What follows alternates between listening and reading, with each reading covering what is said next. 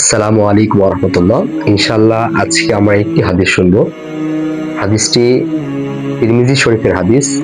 আন জাবির ইবনে আব্দুল্লাহ রাদিয়াল্লাহু আনহু থেকে বর্ণিত, আল্লাহ রাসূল সাল্লাল্লাহু আলাইহি ওয়াসাল্লাম বলেন, আফদলুয যিকরি লা ইলাহা ইল্লাল্লাহ ওয়া আফদলুদ দুআই আলহামদুলিল্লাহ। হাদিসটির অর্থ হচ্ছে, দ্য বেস্ট জিকির ইজ লা ইলাহা ইল্লাল্লাহ এন্ড দ্য বেস্ট দোয়া ইজ আলহামদুলিল্লাহ। দ্য বেস্ট জিকির ইজ লা ইলাহা ইল্লাল্লাহ। আমরা আল্লাহ তাআলাকে পাওয়ার জন্য দুনিয়ার মধ্যে যত জিকির করি, আল্লাহকে খুশি করার জন্য, তার মধ্য থেকে সর্বোত্তম জিকির হলো লা ইলাহা ইল্লাল্লাহ। এন্ড দ্য বেস্ট দোয়া ইজ আলহামদুলিল্লাহ। এবং যত দোয়া বা প্রার্থনা আমরা করে থাকি, সবচেয়ে উত্তম সর্বোত্তম প্রার্থনা হলো আলহামদুলিল্লাহ, সর্বোত্তম দোয়া হলো আলহামদুলিল্লাহ। আল্লাহ তাআলা আমাদেরকে বেশি বেশি আল্লাহ তাআলার জিকির করার মতো তৌফিক দান করেন। আমিন। আসসালামু আলাইকুম ওয়া রাহমাতুল্লাহ।